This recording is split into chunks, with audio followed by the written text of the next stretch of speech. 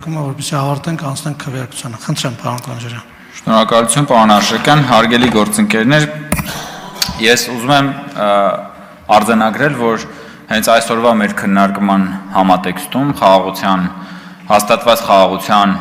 ամրապնդման հերթական քայլերից մեկը այսօր եղել է եւ տեղի է ունեցել քիչ առաջ Կոպենհագենում Եվրոպական քաղաքական համայնքի 7-րդ համաժողովի ընթացքում, որտեղ որ հանդիպել են Հայաստանի Հանրապետության վարչապետը եւ Ադրբեջանի Հանրապետության նախագահը, եւ ես ուզում եմ ուշադրություն հրավիրեմ տարածված հաղորդագրության վրա, հատկապես հաղորդագրության հետեւյալ հատվածի վրա։ Հայաստանի վարչապետը եւ Ադրբեջանի նախագահը կարևորել են տարածաշրջանում տրանսպորտային հաղորդակցության օգուտները, քննարկել են Ադրբեջանի տարածքում ենթակառուցվածքների զարգացման եւ Հայաստանի տարածքում TRIP նախագծի իրականացման առաջընթացը մտքեր են փոխանակել Վաշինգտոնի հռչակագրի իրագործման շուրջ։ Կրկնում եմ,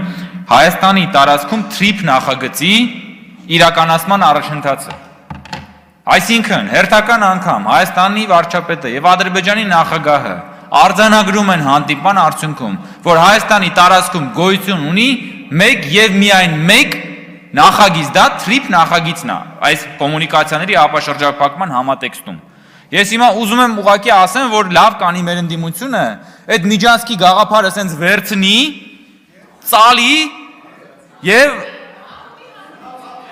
ուտի։ Դուք ինչ մտածեցիք, ժողովուրդ ջան։ Ուտի։ Որովհետև ուրիշ բան հնարավոր չի պարզապես, ժողովուրդ ջան, հերթը, այսինքն շատ կոնկրետ, այն մեր քննարկմանը եւ այդ ընթացքում, երբ որ Հայաստանի եւ Ադրբեջանի ղեկավարները հերթական անգամ արձանագրել են, որ Հայաստանի տարածքում կա TRIP, ուրա ընդդիմությունը չկա, վախճանված է, որովհետև ընդդիմությունը հենց խաղաղություն բառը լսում է, ճողոպրում է։ Ու ես ուզում եմ մի բան ֆիքսենք, ժողովուրդ։ Այս մարդիկ երկիր են կառավարել մի քանի տասնամյակ։ Այս մարդիկ իրանց բոլոր դաշտերը կռվի լքել են, բոլոր խրամատներից լքել փախել են։ Դուք մեկ պատկերացրեք, էլի, խորհրդանական օրինակ դիվանագիտության մեջ ամեն անգամ այս մարդիկ գնացել են 20 տարի։ Ասենք ինչ որ ելույթ են ունեցել, մտել են դալիճ, ելույթ են ունեցել ու փախել են։ Ու իրանց վեճը չի եղել միջազգային հանրությունը, ինչ խոսած իրանց հետևից, աշխարհն ինչ ասեց։ Իրանք եկել են, ելույթ ունեցել են, փախել են, դա տեղադրել են հերթացույցով Հայաստանում, ժողովրդին համոզել են, որ всё աշխարհը մերն է։ Աշխարհը մերն է, ժողովուրդ ջան, հեսա սաղ չոքելու են մեր դիմացը, մենք հզոր ենք եւ այլն ու բայց իրանք չեն եղել, ոնց որ հիմա չկան, գոյություն չունեն։ Հայաստանի Հանրապետության քաղաքացին է խաղաղության շահառուն։